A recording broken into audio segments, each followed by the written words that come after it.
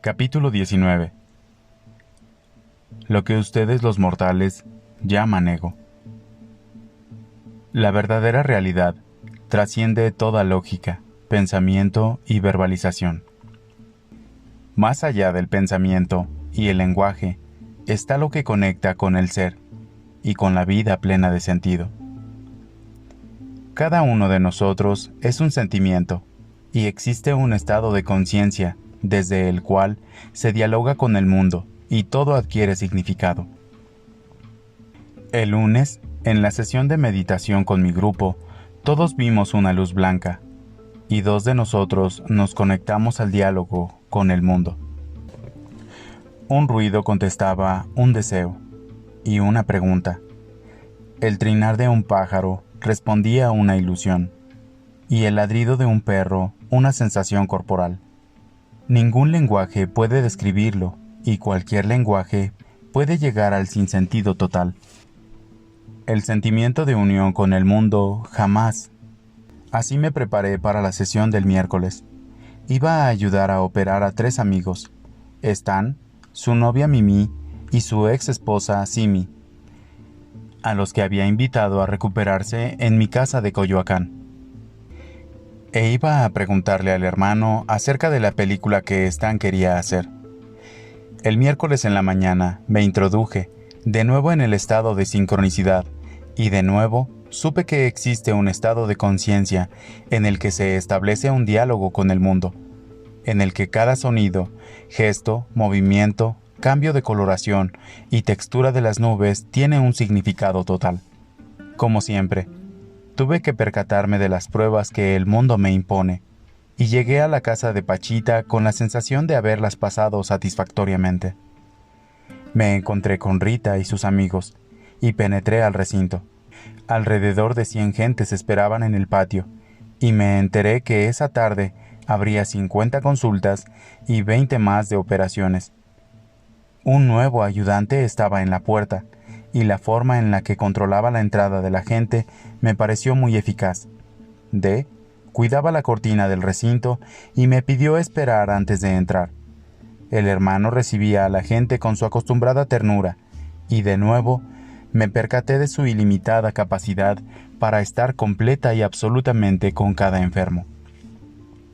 Faltaban más de 40 consultas antes de iniciar las operaciones, y la cortina de los altares estaba descorrida, y el cuerpo de Pachita sentado en una silla adyacente a las flores, las estatuas y las pinturas de Cuauhtémoc. Por alguna razón, no me atreví a acercarme al hermano, y cuando lo hice, tampoco me atreví a saludarlo. Dentro de mí existía la sensación de timidez más grande que he experimentado, y al preguntarme el porqué de ella, no encontré contestación. Por fin, le pedí a la Lic V bálsamo, y después de untarme la nuca, los brazos y el cabello con él, saludé. En el nombre del Padre, yo te saludo. En el mismo nombre, yo te respondo, me contestó el hermano. ¿Cómo ha estado, mi muchachito? Pues ya bien, respondí. ¿Qué cosas nuevas has encontrado? La luz. Ya está de nuevo con nosotros, contesté, sintiéndome un poco superficial. En realidad, lo que había visto era el diálogo del mundo, con la conciencia, y mi preocupación de los días pasados eran entender el nivel de la conciencia en el cual se estimulaba la sincronicidad. Pero eso no lo dije, y solo hablé de la luz.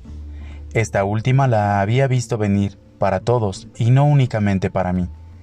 El hermano me miró fijamente y me respondió algo que me dejó triste e inseguro. ¿Qué, acaso la luz va y viene?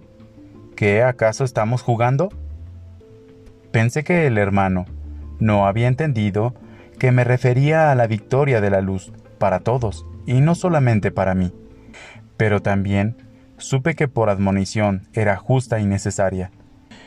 Los enfermos venían y se iban, y cada uno recibía su receta y diagnóstico. Me impresionó observar que todos ellos llegaban con un huevo y que éste le era entregado al hermano para realizar una limpia.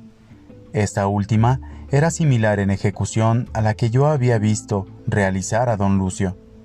Consistía en una serie de movimientos de huevo alrededor del cuero cabelludo que semejaban la configuración de algunas estructuras cerebrales como el hipocampo. Después de cada limpia, el huevo era tirado en un basurero y el enfermo recibía un frotamiento con bálsamo. No puedo describir todos los casos y solo hablaré de los que más me impresionaron. Un niño de 8 años entró solo al recinto y se acercó al cuerpo de Pachita.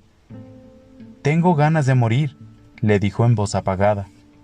El hermano lo miró un instante y a través de los ojos cerrados de Pachita y con su movimiento peculiar de cabeza, por fin lo acercó así y le dijo que debía querer a su mamá y que su papá regresaría pronto. Le dijo que su padre había ido a conseguir unos denarios para mantenerlo a él y al resto de su familia. «No te preocupes», continuó. «Él te quiere mucho y pronto regresará». «¿Qué otra cosa te sucede?». El niño habló de una dificultad para controlar sus esfínteres, y el hermano, al recorrerle el bajo vientre, consideró que era necesario operarlo. Debe existir algún componente o proceso común y compartido, no solamente de los fenómenos de conciencia, sino también de la enfermedad corporal.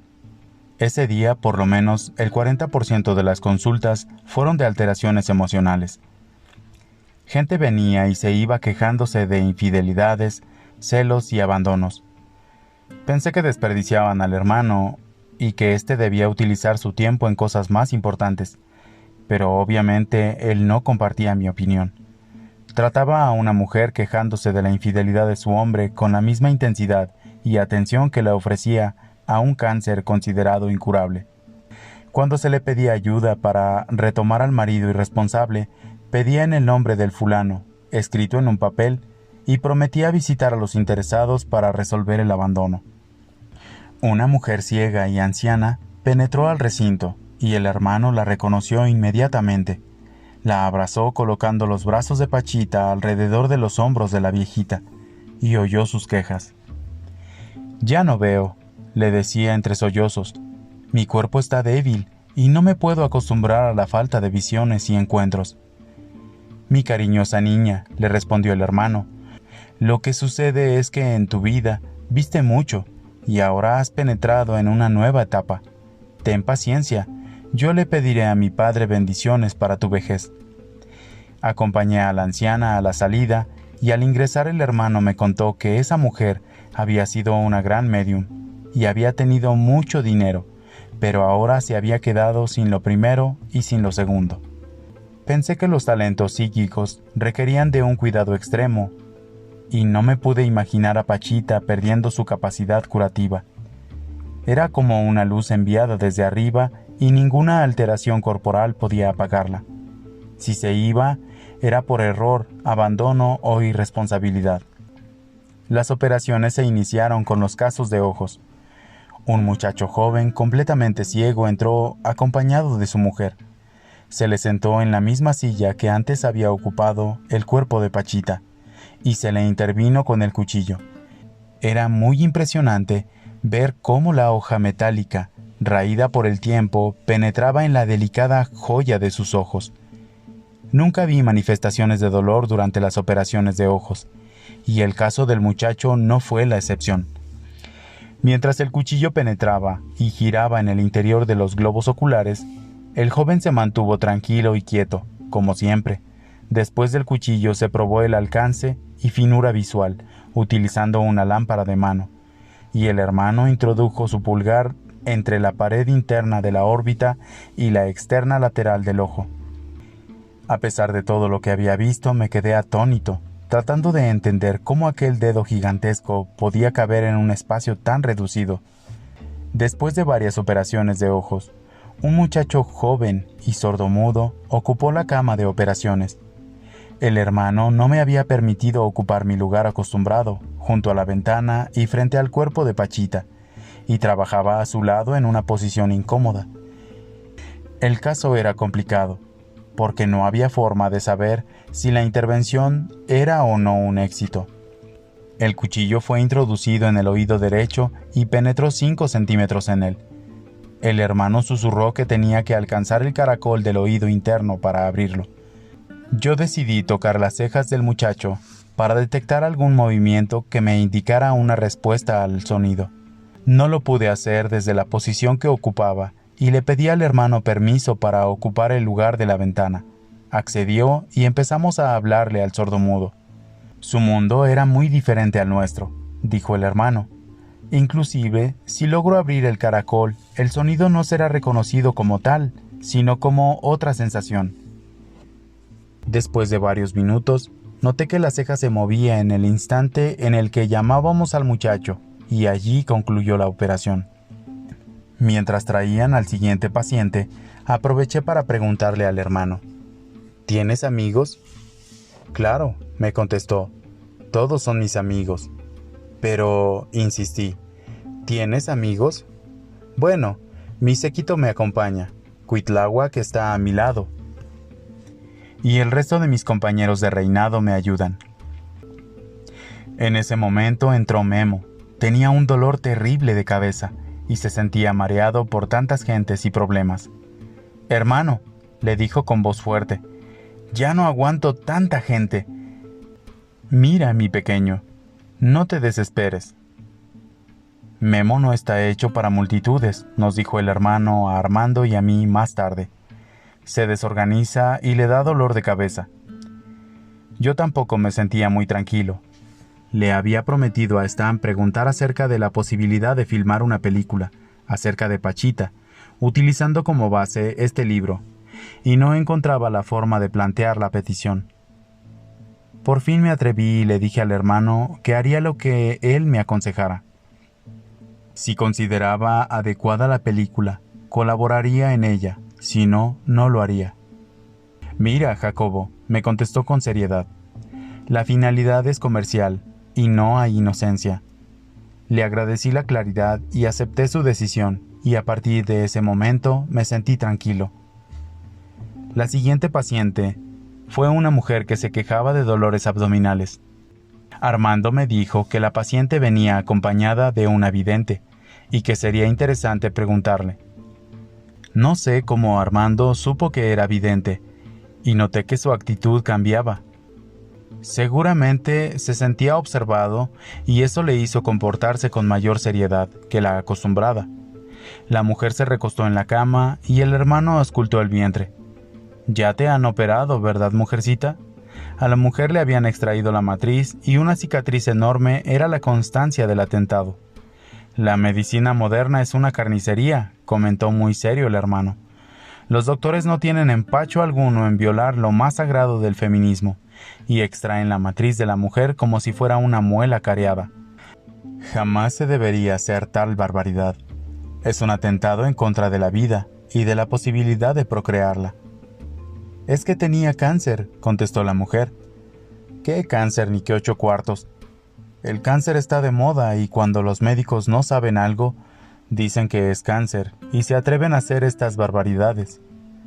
Se han especializado», continuó, «y ya no recuerdan que el cuerpo trabaja como una unidad. Por eso muchas veces no saben lo que hacen». La mujer se quejaba mientras el cuchillo abría su vientre. Yo le sostenía la mano mientras tanto y acariciaba su frente, intentando disminuir el dolor. Armando, muy serio, le pasaba algodones al hermano, después de lo cual me pidió que saturara. Como siempre, coloqué un algodón empapado en alcohol sobre la herida y mis manos encima. La apertura se cerró casi instantáneamente, y Armando se apresuró a vendar a la mujer. Curioso, le pregunté a la vidente lo que había percibido y me contestó que una luz dorada había flotado sobre el cuerpo de la enferma y nos había rodeado a Pachita, a Armando y a mí. Después de salir, el hermano nos confesó que la descripción lo había decepcionado. Una verdadera vidente nos dijo con intensidad, dice, «En el nombre de, y por gracia de Dios veo», y describe lo que ve, y no solo dice, «una luz dorada». En ese momento, Memo volvió a entrar más molesto que antes. «Una señora», dijo, «quiere que la atiendas y no está apuntada, e insiste demasiado y a mí ya me colmó la paciencia». «Ay, mi querido pequeño», le contestó el hermano, ¿Cuándo aprenderás a perdonar y a tener paciencia? Recuerda a Jesús. Cuando caminaba cargando la cruz en dirección a su muerte, un hombre se le acercó y sin importarle su sufrimiento le pidió ayuda para calmar el suyo propio. Jesús lo miró entre su propia sangre y lágrimas y le dijo: «Curado seas». ¿Me habéis entendido? A pesar de su propio sufrimiento, y en el último instante de su vida, Jesús era capaz de dar, y eso era lo que hizo. La descripción del hermano me impresionó, y creí ver las imágenes de un remoto pasado. Jesús era capaz de salir de su propio cuerpo y curar a un otro en las peores condiciones personales. ¿De dónde sacaba la capacidad de concentración? ¿O qué poder inmenso tenía sobre la energía y sobre las entidades dedicadas a curar? El nivel del hermano y el del propio Jesús era ilimitado, y la interfase que había entre ellos y la materia era como una membrana capaz de ejecutar las más inconcebibles maniobras. El siguiente enfermo tenía un tumor cerebral que le producía un temblor constante de brazos y manos. Cirujano de profesión, un hombre de unos 60 años ocupó la cama. «Mira, Jacobo», me dijo el hermano, «este hombre es un magnífico médico, y hoy vamos a rogar para devolverle el control de sus manos». «Mi dulce pequeño», le dijo el hermano al médico, «vamos a ayudarte para que puedas operar de nueva cuenta». «¿En dónde está tu mal?» «En el lóbulo parental derecho», contestó el médico. «¿Nos vas a decir lo que hacemos?», le pidió el hermano. Tomé la mano del hombre y oí la descripción más extraordinaria. «Acabas de trepanar mi cráneo. Ahora estás apartando mis meninges. Ahora penetras mi cerebro. Ahora cierras la trepanación y la herida de mi cuero cabelludo». Armando vendó la cabeza del médico y éste le preguntó si ya podía operar. «Claro, mi pequeño, ya lo puedes hacer, y siempre habrá un hermano que te acompañe». «Ojalá se le quite el miedo», nos dijo el hermano más tarde. «Orgánicamente su problema está resuelto, solo falta lo emocional». Súbitamente volteó a verme y me dijo alto, muy extraño: «Jacobo, cuando tengas un estetoscopio de oro macizo, sabrá lo que es Dios». El siguiente paciente era un anciano que tenía un problema prostático. Le ayudé a acostarse boca arriba, y mi cuerpo fue recorrido por un escalofrío cuando me di cuenta de lo que el cuchillo hacía. La mano izquierda de Pachita sostenía el pene del hombre, y con la derecha introducía el cuchillo a través del orificio urinario del mismo. La hoja del cuchillo tiene una longitud de aproximadamente 15 centímetros, y yo solo veía 3 o 4 fuera del pene. El resto había penetrado en el mismo, en forma imposible. El hombre no se quejaba y parecía no sufrir dolor. Con la máxima atención observé los giros, movimientos y traslaciones del objeto metálico dentro del pene, y sudoroso rogué porque jamás tuviera un problema en la próstata. El hermano pareció escuchar mis pensamientos y me dio el remedio para mantener una próstata en perfecto estado de salud. El siguiente paciente fue un muchacho judío proveniente de Canadá. Tenía poliomielitis y parálisis total de la cintura para abajo. Había sufrido en edad temprana y sus hombros, pecho y brazos se habían hipertrofiado por el uso de muletas. Lo acostamos boca abajo y le descubrí la espalda, alzándole la camisa. El hermano me hizo palpar la columna vertebral y noté que estaba desviada junto a una cicatriz. «Jacobo, pregúntale cuándo lo operaron». Traduje que cuando era niño y que la finalidad había sido permitirle estar cómodamente sentado en una silla de ruedas. El hermano abrió la espalda, y mientras injertaba huesos en la columna, CH me apretaba la mano derecha. Casi grité más que él, sintiendo una inminente fractura de mis dedos. El poder de la mano de CH, junto con su desesperación, lo hacía apretar con tanta fuerza que aún ahora cuando escribo siento dolor. Después, una viejita delgada, muy corta de estatura, ocupó la cama. Su cabello completamente plateado y su complexión diminuta hicieron lanzar al hermano exclamaciones de ternura. Mientras yo le sostenía la mano a la anciana, él le abría el abdomen de la misma. Lo oí pedir por ausencia de dolor. «Padre mío», susurró el hermano, «concédeme que no le duela, te suplico que no le duela». Me tomó de la mano y me la introdujo al abdomen. Siente, Jacobo, siente. Había una pequeña bola palpitante. Parecía un diminuto corazón localizado en la parte imposible del cuerpo. Está palpitando, dije sin poder contenerme. Así son los tumores malignos, me contestó el hermano. Están vivos y palpitan. Hermano, le dije al final de la operación, yo quisiera ver todo lo que haces, y no soy capaz más que de percibir un cuchillo y la mano de tu materia. ¿Cómo podría ver más? Si yo lo pidiera a mi padre, me contestó, verías. Pero no podrías dormir en la noche. Va muy bien, Jacobo, ten paciencia. Tu libro es corregido y tu visión también lo será, pero debes ir poco a poco. La siguiente paciente fue Simi. La acostamos boca arriba y el hermano le abrió el bajo abdomen. La mujer chillaba de dolor y casi aulló cuando el hermano sacó la esfera oscura que había crecido junto a su sexo. Este es el precio que hay que pagar por el placer desmedido, contestó el hermano. Le traduje la observación a Simi y ella pareció comprender su significado. Al día siguiente, recuperándose en mi casa, me contó su vida y yo también comprendí. Había vivido en Tepoztlán y después de algunos meses, extrañas visiones y más extraños mensajes habían empezado a recibir. Veía duendes y máquinas flotantes y ovnis y extraterrestres. Absolutamente confusa, había buscado a alguien que la pudiera ayudar en California. Conoció a Ape, la invitó a vivir a su instituto de Nueva York y durante 2 años Simi participó en una serie de experimentos psíquicos tendientes a establecer una comunicación directa con los seres extraterrestres. Ape la sometió a cientos de trances hipnóticos y la convenció de que su misión en esta vida era ayudarlo, a él y a preparar el aterrizaje masivo de extraterrestres. Poco a poco, Simi fue penetrando en la mente de Ape, y éste la colocó en un estado de dependencia total. La mente de Simi dejó de pertenecerle a ella, y empezó a ser considerada propiedad exclusiva de Ape. Después de 2 años de experimentación, Simi dejó de entender la razón de su aparente misión, y desconfió de todo lo que ocurría. Por fin, un día huyó. Simi se dedicó al placer, en un esfuerzo desesperado por encontrarse, y el tumor en su bajo vientre era el resultado. Después pasaron a Mimi y a Stan. Mimi tenía dolores muy intensos de espalda, y el hermano le injertó varios huesillos, tratando de crear una estructura ósea que fortaleciera la columna. Stan, su novio, había sido operado de su oído derecho, pero su sordera continuaba. Asistía a la operación y el hermano lo hizo acercarse a ver el injerto óseo. Mimi soportó valientemente la intervención, y Stan se enteró de que su sordera continuaba por una mezcla de falta de fe e impaciencia.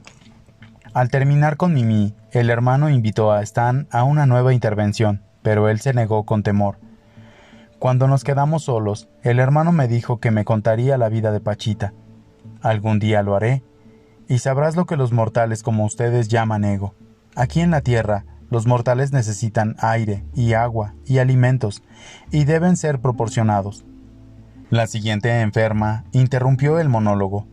La operación que se iba a practicar en ella me dejó atónito, y logró sorprender aún a Memo, a quien la presenció al lado de Armando.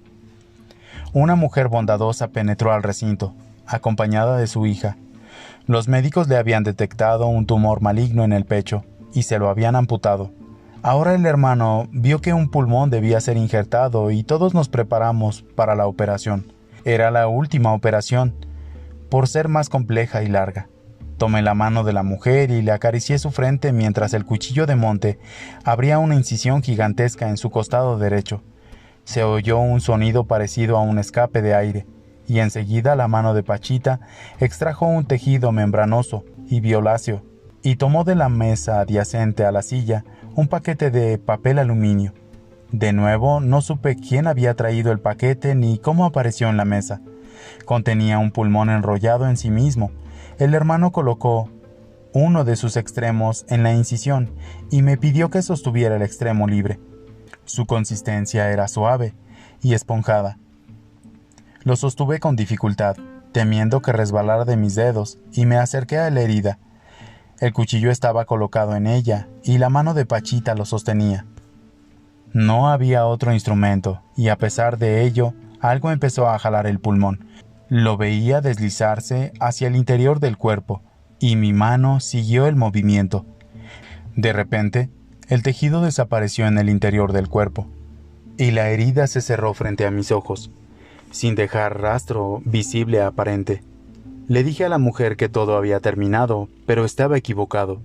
La mano de Pachita tomó el cuchillo y lo acercó a la garganta de la mujer. Con un movimiento seguro lo introdujo a 5 centímetros por debajo de la garganta.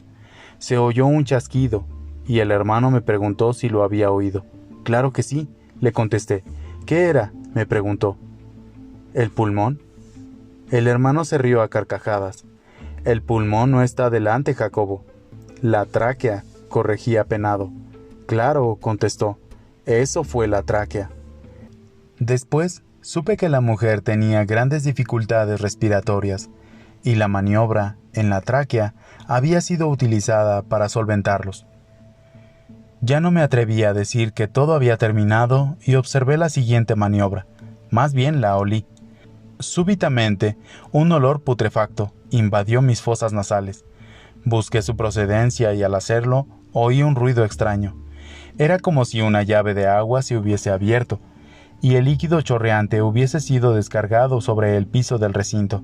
Me asomé sobre la cama y vi que del brazo derecho de la mujer la sangre salía a borbotones. Pero no era una sangre normal, era mucho más diluida y ligera que aquella, y su olor era espantoso. La vi chorrear por varios minutos. Era increíble que alguien pudiera tener tanto líquido. Súbitamente entendí que la mujer estaba sufriendo una transfusión total. Había visto cómo la boca de Pachita sostenía un extremo de una sonda, mientras el otro era colocado en el interior del vientre, y cómo un líquido rojo pasaba de un extremo a otro.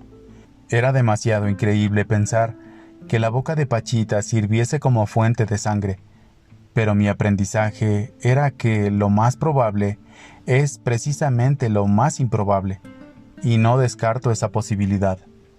Pero aún así, en este caso, no había sonda, y a menos de sustituir toda la sangre derramada, la supervivencia de la mujer era menos que imposible. Pero la mujer sobrevivió, y mientras todo aquello ocurría, hablaba y bromeaba, y no parecía sufrir dolor como si estuviera fuera de su cuerpo. En realidad, no había otra forma de explicar el mantenimiento de su conciencia.